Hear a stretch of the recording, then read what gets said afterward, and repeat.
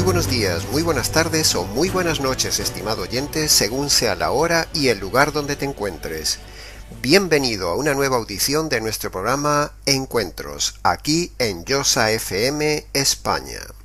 Le saluda nuevamente el pastor Nikos Ricoy del Ministerio Tinajas, llenando a cada persona con el agua de la palabra.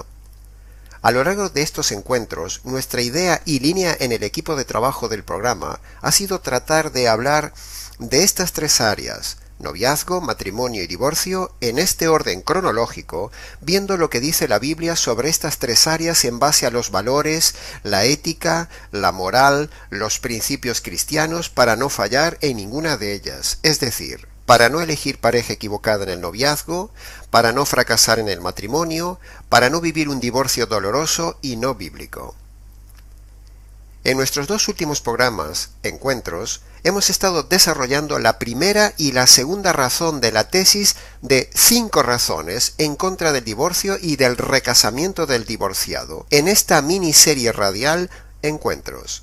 Hemos empezado con el tema de las alarmas y los filtros a tener en cuenta en el noviazgo cristiano. Hemos continuado luego con los propósitos y los roles del matrimonio. Y hace 2 encuentros hemos empezado con las 5 bases teológicas de por qué estamos en contra del divorcio y del recasamiento del divorciado. De cada tema se podría ahondar mucho más, pero al menos hemos dado unas pinceladas bíblicas y originales de cada parte del tema, y así, si alguien necesita más, pues que nos escriba, nikos@gmx.es. En el programa anterior hemos analizado la segunda razón, y hoy terminaremos esta sección del tema del divorcio con las 3 razones restantes. Y recordamos a los oyentes que tienen los programas anteriores grabados en la página web de josafm.net. La tercera razón por la cual no es permitido el divorcio ni el recasamiento del divorciado en la palabra de Dios lleva el título de El creyente no puede tomar la iniciativa del divorcio. Para empezar, recordemos que la Biblia dice que Dios aborrece el divorcio allí en Malaquías capítulo 2, versículo 16. Por lo tanto, cualquier cristiano que tome la iniciativa de divorciarse es evidente que está en contra de la voluntad de Dios. Dios no dice que aborrece unos casos de divorcio y a otros no los aborrece. No dice eso, sino que dice que aborrece todo divorcio, sea por la razón que sea, incluido por supuesto por causa de adulterio. Así que si usted como creyente toma la iniciativa de poner el divorcio a su cónyuge y se divorcia por la causa que sea, usted ha pecado. Y si piensa poner el divorcio, está a punto de pecar, no lo haga. Pecar en términos bíblicos es cometer un delito, o sea, infringir la ley de Dios. Fijémonos muy bien en el contenido de este tema importante porque se pasa por alto en las iglesias cristianas del día de hoy, bien sean católicas, ortodoxas o evangélicas.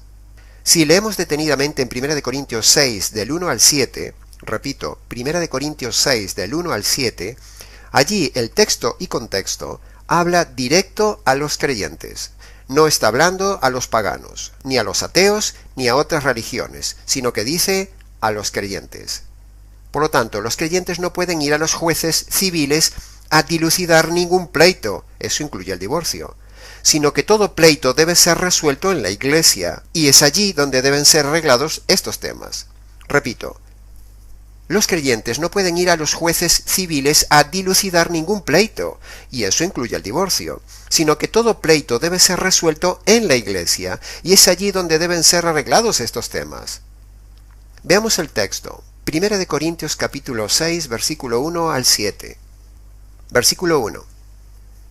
Si alguno de vosotros tiene un pleito con otro, ¿cómo se atreve a presentar demanda ante los inconversos, en vez de acudir a los creyentes?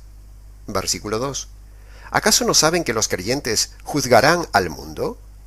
Y si vosotros habéis de juzgar al mundo, ¿cómo no vais a ser capaces de juzgar cosas más pequeñas? Versículo 3. ¿No sabéis que aún a los ángeles los juzgaremos? ¿Cuánto más los asuntos de esta tierra? Versículo 5. ¿Acaso no hay entre vosotros nadie lo bastante sabio como para juzgar un pleito entre creyentes? Versículo 6. Sino que vemos que el hermano pleitea con el hermano en juicio, ¿Y esto ante los incrédulos? Versículo 7. En realidad, en sí ya es una falta grave el solo hecho de que haya pleitos entre vosotros. ¿No sería mejor soportar la injusticia? ¿No sería mejor dejar que os agravien? Este es el texto de 1 Corintios 6, versículo 1 al 7. ¿Se da cuenta, estimado oyente, de la claridad y el desafío del texto? No puede ir a divorciarse, estimado oyente. ¿Se da cuenta que no podemos como creyentes ir a pleitear contra otro supuestamente creyente ante los jueces inconversos del mundo por el tema del divorcio? Pero claro, para que pueda haber consejería matrimonial, debe haber un consejero bíblico o un pastorado capacitado, y como normalmente no lo hay, la gente sin saber de este pasaje bíblico de 1 Corintios 6, opta por lo más fácil, es decir, ir a las autoridades civiles para divorciarse, o incluso, antes de divorciarse, van a los consejeros matrimoniales del mundo, o sea, los mal llamados psicólogos cristianos, y todo esto de ir a los psicólogos e ir a divorciarse es pecar abiertamente contra Dios. El mundo, sean psicólogos, abogados matrimonialistas, consejeros privados, ayudadores motivacionales o jueces, no pueden tocar el matrimonio. El mundo no puede dar soluciones a un problema netamente bíblico ni disolver un matrimonio. Así que, si hay algún abogado, algún juez que nos esté escuchando, sepan ustedes, señores, que no tienen autoridad para disolver un matrimonio, y el día del juicio se las verán con el juez del universo. Y yo, de verdad, no quisiera estar en su lugar ese día. Los problemas de separación matrimonial entre creyentes son un tema que deben ser asumidos por los pastores y miembros de la Iglesia con el manual del matrimonio, e intervenir en el conflicto como dice este pasaje de 1 Corintios 6, y no los abogados y los jueces del mundo. Si no hay solución, pues simplemente que se separen, pero que no se divorcien ni vayan al mundo a dar escándalo y mal testimonio con el tema del divorcio. Así que es pecado de desobediencia a este texto bíblico de 1 Corintios 6, y es también un muy mal testimonio ante los de afuera al ir a los jueces civiles a pedir el divorcio, demostrando tristemente que la Iglesia no puede arreglar sus propios problemas. Entonces, alguno me dirá, un momento, pastor, es que no fue Dios que nos unió en ese matrimonio, sino nosotros por nuestra cuenta y riesgo, sin consultar a Dios, nos unimos. Por lo tanto, ese es un matrimonio divorciable. Ante lo cual yo contraargumento diciendo que Dios no los unió voluntariamente, eso es verdad, pero sí los dejó atados y bien unidos legalmente, porque ellos libremente fueron a casarse ante una autoridad. Dios, que está en todos lados, estaba de testigo, y ellos dieron una promesa moral de fidelidad, por lo tanto ya no hay salida. Así que en este pasaje de 1 Corintios 6 vemos cómo el que toma la decisión de divorciarse está cometiendo tres pecados. Primero, el divorcio en sí. Segundo, desobedeciendo este mandamiento de 1 Corintios 6. Y tercero, está dando muy mal testimonio ante los demás, lo cual es pecado. Muchas mujeres creyentes, desesperadas por la situación y animadas por sus errados pastores, han ido a divorciarse cometiendo este pecado. Pero el creyente solo puede separarse, dice el texto bíblico. Si la mujer se separa, quédese sin casar, dice 1 Corintios 7:11. Aquí el texto es claro, solo separación y nada de recasamiento. Algunos preguntan, entonces, pastor, ¿tengo que seguir viviendo con quien es violento, adúltero, borracho y contagioso? No tiene que seguir viviendo con esa persona, estimado oyente, de ninguna manera. Ya hemos dicho y lo repetimos que Dios manda separarse, solo permite separarse, pero no divorciarse.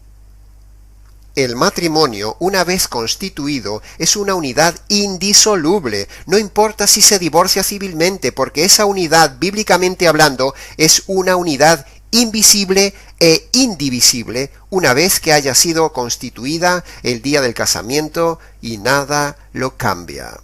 La unidad matrimonial sigue vigente una vez casada la pareja, primero, aunque los cónyuges se peleen o se separen, o, segundo, aunque no se haya consumado sexualmente. Por ejemplo, imaginemos que una pareja se ha casado y tristemente, antes de la noche de bodas, algún cónyuge haya quedado en estado de coma o tetrapléjico por algún accidente, y por este motivo no puedan tener relaciones. Esa pareja igualmente se ha constituido como una unidad indivisible. Es decir, están totalmente casados ante Dios porque las circunstancias adversas no cambian ese pacto y esa unidad, que es independiente totalmente de la unidad sexual. La unidad matrimonial es independiente de la unidad sexual. Lo que constituye y consuma el matrimonio es el momento del pacto y la promesa el día del casamiento, no la sexualidad. Tenemos el caso bíblico de José, el esposo de María, la madre de Jesús, que se unió en matrimonio a María.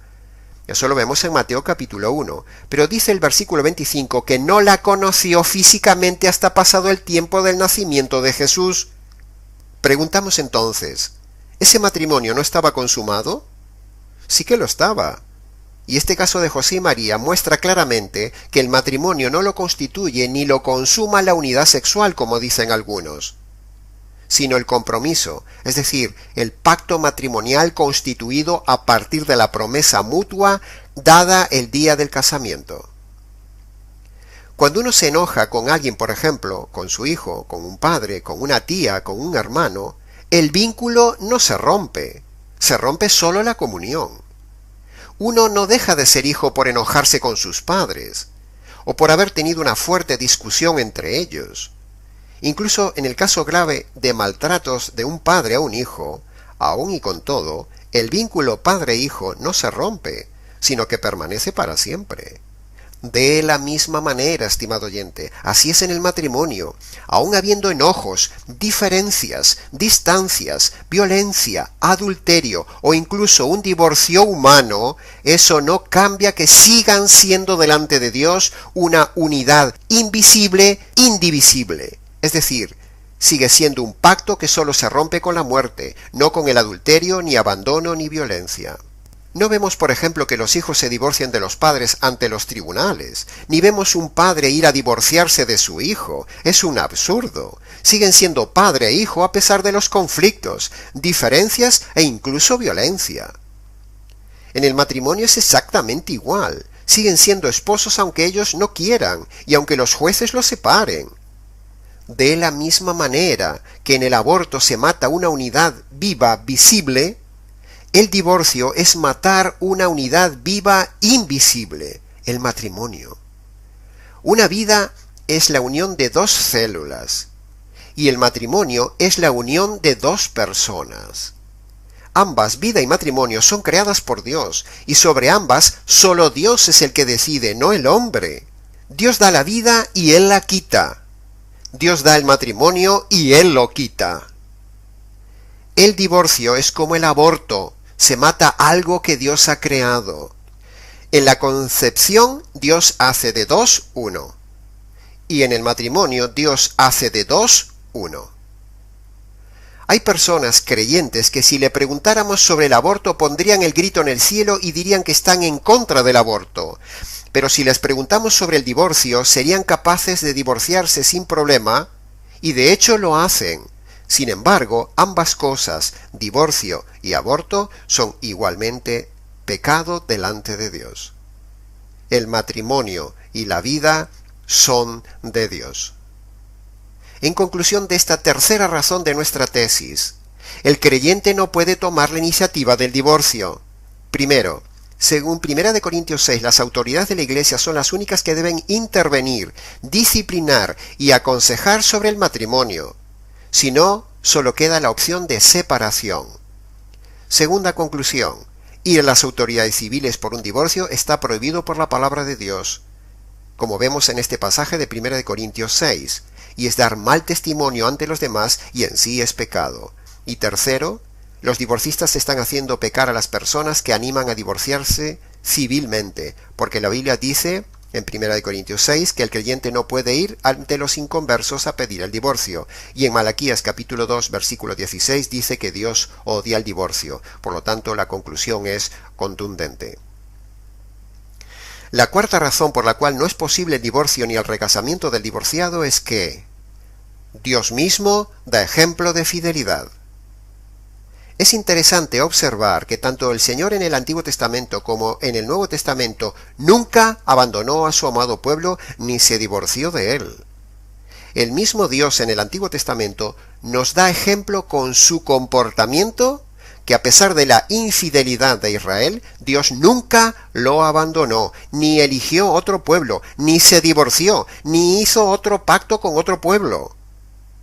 Tampoco se casó con otro pueblo, sino que siempre fue fiel y esperó a su pueblo Israel, a pesar de su conducta pecaminosa y adúltera. Al decir esto de que Dios nunca se divorció de su pueblo, ya sé lo que estarán pensando algunos oyentes divorcistas, y también sé qué pasajes corren por su mente para intentar demostrar que Dios sí se divorció de Israel en el Antiguo Testamento, pero, como estudiaremos con detalle en el siguiente programa, veremos que decir que Dios es un Dios divorciado es una manipulación de los textos bíblicos por parte de los divorcistas y una auténtica falacia. Una presuntuosa ignorancia que ha llevado a muchas personas a pecar, y nosotros demostraremos que Dios no es un Dios divorciado, sino Dios se contradiría a sí mismo. Y en el caso del Nuevo Testamento, a pesar de las infidelidades de la Iglesia, la amada, el Señor Jesús nunca la deja, ni busca otra iglesia, ni se divorcia de ella, sino que ha dado su vida y su compromiso de fidelidad a ella para siempre. Lo vemos en 2 de Timoteo capítulo 2, versículo 13. Si nosotros le fuéramos infieles, aun y con todo, Él permanecerá fiel porque no puede negarse a sí mismo. Es decir, no puede dejar de ser fiel. Por lo tanto, tampoco el creyente, representando al Señor, tampoco debe dejar de ser fiel. ¿No son estos ejemplos de Dios en el Antiguo Testamento y el Nuevo Testamento una razón contundente para derribar la idea del divorcio y recasamiento? Claro que lo es.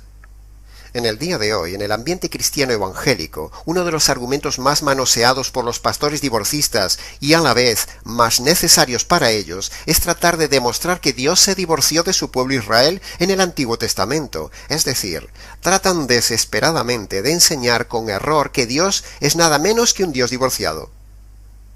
Esta falacia mentirosa se puede comprobar en innumerables vídeos, en páginas web, en foros diseminados en todo Internet y también en las iglesias. Como ejemplo, escuchen con atención estas dos grabaciones de dos famosos teólogos que predican que Dios es un Dios divorciado y que existe una puerta llamada divorcio. Escuchen bien lo que van a oír. Asombroso. ¿Saben ustedes que Dios es un Dios divorciado? Y no es una herejía. Dios es un Dios que se divorció de Israel. Y si Dios, que es Dios, se divorció de Israel, por eso permitió el divorcio. Algo que nos funde los fusibles. Dios se divorcia de Israel. Dios se divorcia de Israel. Y lo que haré es tratar de darle una visión panorámica de mi posición teológica con respecto al divorcio. La posición completa está plasmada en un libro titulado Una puerta llamada divorcio. Si los divorcistas como estos que acabamos de oír lograran conseguir demostrar esto, es decir, que Dios es un Dios divorciado, argumentarían tener entonces una puerta abierta llamada divorcio, pero no la hay. En realidad, cuando los divorcistas tratan de argumentar que Dios se divorció de su pueblo, ciertamente lo consiguen por dos razones. La primera razón es que la gente no se toma el tiempo de confirmar ni estudiar por su cuenta lo que dice un predicador, ni hacen como los de Berea en Hechos capítulo 17, donde esa gente ni siquiera le creían lo que decía un apóstol, hasta que ellos mismos no lo confirmaban por sí mismos en el estudio de la Escritura. Hechos capítulo 17, versículo 10 y 11 dice: recibieron la palabra con toda solicitud, escudriñando cada día las Escrituras para ver si estas cosas eran así.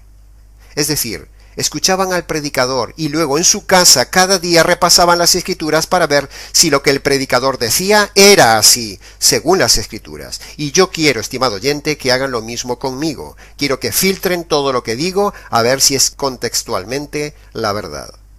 Hemos dicho que la primera razón es que no examinan las Escrituras, por eso la gente se convence del divorcio. Pero la segunda razón por la cual estos pastores consiguen convencer a la gente del divorcio es porque la gente quiere encontrar un pastor a su medida, que les diga lo que ellos quieren oír, para aquietar sus conciencias y poder divorciarse y poder recasarse. Repito, la segunda razón por la cual estos pastores consiguen convencer a la gente del divorcio es porque la gente quiere encontrar un pastor a su medida que les diga lo que ellos quieren oír para aquietar sus conciencias y así poder divorciarse y poder recasarse. Así que estas son las dos razones de por qué triunfa y avanza galopantemente el divorcio en la iglesia, tanto como avanza el divorcio en el mundo. Los pastores divorcistas intentan desesperadamente encontrar algo que les permita apoyar su tesis carnal y sensual para defender el divorcio y el recasamiento, pero nosotros estamos demostrando que ni Dios se divorció de Israel, ni por adulterio uno puede divorciarse y recasarse. Entremos ahora en la quinta razón, la razón teológica, por la cual creemos que no es posible bíblicamente el divorcio ni el recasamiento del divorciado. Y esa razón bíblica es el carácter de Dios. En el pacto matrimonial está representado el carácter de Dios. Por lo tanto, cuando un cristiano rompe el pacto, divorciándose y recasándose, está confrontando abiertamente nada menos que la voluntad de Dios, haciendo de forma rebelde lo que la persona quiere. ¿Cómo es el carácter de Dios? Bueno, el carácter y el corazón de Dios para su pueblo siempre fue de perdón, paciencia, espera, llamado constante, búsqueda, misericordia, oportunidad y fidelidad. 8 cualidades únicas que el creyente, si se llama cristiano, también debe tener. Cuando un supuesto creyente en Cristo toma el matrimonio como un contrato, tal como lo hace también esta sociedad mundana, en lugar de tomar los valores bíblicos de pacto, entonces con ello esa persona, primero, está difamando el carácter de Cristo ante los demás, y segundo, a su vez, ese supuesto creyente se convierte en piedra de tropiezo para los demás, y entonces toma fuerza aquel pasaje de Romanos capítulo 2, versículo 24. El nombre de Dios es blasfemado entre las gentes por causa de vuestra conducta. Dios requiere precisamente que la iglesia, su esposa, le represente así, con fidelidad, y que a su vez el creyente, de forma individual, también debe amar, aceptar, recibir, perdonar, ser paciente, buscar, tener misericordia, dar oportunidad y ser fiel a lo prometido con su cónyuge a pesar de lo malo que éste haya hecho. Cuando la iglesia, la esposa de Cristo, cambia el valor de pacto matrimonial por el valor mundano de contrato, y cuando la iglesia enseña que está bien hacerlo así, entonces se está difamando el nombre y el carácter de Dios, distorsionando el sentir, el pensar de la relación de Cristo con su iglesia, el matrimonio divino. Si nosotros en la iglesia, queriendo que la gente sea feliz, animamos a dichas personas a que abandonen el pacto matrimonial y abracen el contrato, y que simplemente vayan y encuentren otra persona nueva con quien puedan entrar en un nuevo contrato de felicidad carnal, si alentamos eso, entonces estamos distorsionando el carácter de Dios y la relación de Cristo y su iglesia, y esto, por supuesto, no escapará del juicio de Dios, por cuanto es pecado, estimado oyente. La meta para un verdadero creyente que ha sido divorciado no debe ser la búsqueda de la idolatrada nueva oportunidad de felicidad personal, sino que su meta debe ser respetar el carácter de Dios, representado en el pacto matrimonial. Pero claro, estas son ideas muy altas, sobre todo si el divorciado no es convertido por medio del Evangelio, ni conoce el carácter de Dios. Cuando un supuesto creyente se centra en sí mismo, en su felicidad, en su soledad, en su sexualidad, y no en el carácter de Dios, representado en el pacto matrimonial, entonces ese supuesto creyente está siendo idólatra y egoísta, es decir, está pecando, y muy probablemente no se ha convertido. Sin embargo, debemos decir que respetar el pacto no significa que uno no se separe de su cónyuge por pecados graves del otro, por ejemplo, tipo violencia, infidelidad, abandono, Pero una cosa es separación física y otra muy distinta, divorcio legal. Y por supuesto luego un nuevo casamiento. La Biblia solo respalda la separación, no el divorcio. Conclusión. En el día de hoy vemos que las personas primero escogen cómo desean vivir y luego diseñan a su medida la doctrina teológica del divorcio, a su conveniencia, para que esta doctrina del divorcio se amolde a su estilo de vida pecaminoso. Repito, la gente diseña su doctrina teológica del divorcio a su conveniencia, para que esta doctrina del divorcio se amolde a su estilo de vida pecaminoso. El movimiento divorcista de hoy, con todos los predicadores divorcistas de la actualidad que alientan, enseñan y permiten equivocadamente el divorcio por causa de adulterio y permiten el nuevo casamiento del divorciado, sea por infidelidad o abandono, esos predicadores están en pecado y están haciendo pecar a las personas en la iglesia. Y nosotros denunciamos eso. No existe una puerta llamada divorcio, no existe. El divorcio te lleva a la puerta ancha de la perdición y muchos son los que entran por ella, dice el Señor. Hasta aquí nuestra tesis. Pero antes de acabar, repasemos entonces las 5 razones que hemos visto en contra del divorcio y del recasamiento del divorciado. Primera razón. En un matrimonio hay un pacto siempre vigente y una promesa de fidelidad permanente. Segunda razón. Fornicación no es sinónimo de adulterio. Tercera razón. El creyente no puede tomar la iniciativa del divorcio. Cuarta razón. Dios mismo como esposo da ejemplo de fidelidad siempre. Y quinta razón, la razón teológica, el carácter de Dios en el matrimonio. Y hasta aquí, estimado oyente, hemos llegado hoy al final del análisis expositivo de las 5 razones de nuestra tesis teológica en contra del divorcio y del recasamiento del divorciado. Continuaremos, Dios mediante, con otro interesante tema, la evidencia de que Dios no es un Dios divorciado, pero será en nuestro próximo encuentro. Si la fe viene por el oír, dice la palabra de Dios, entonces que estos encuentros fortalezcan tu fe verdadera. Para más información, detalles, preguntas y comentarios, escríbenos a la radio o al correo. También puedes escuchar nuevamente la retransmisión los miércoles por la noche o conectarte a la página web de la emisora para oír el programa grabado www.josafm.net. Les ha compartido una vez más la verdad, solo la verdad y nada más que la verdad, Nikos Ricoy del Ministerio Tinajas, aquí en Josa FM, España. Hasta nuestro próximo encuentro.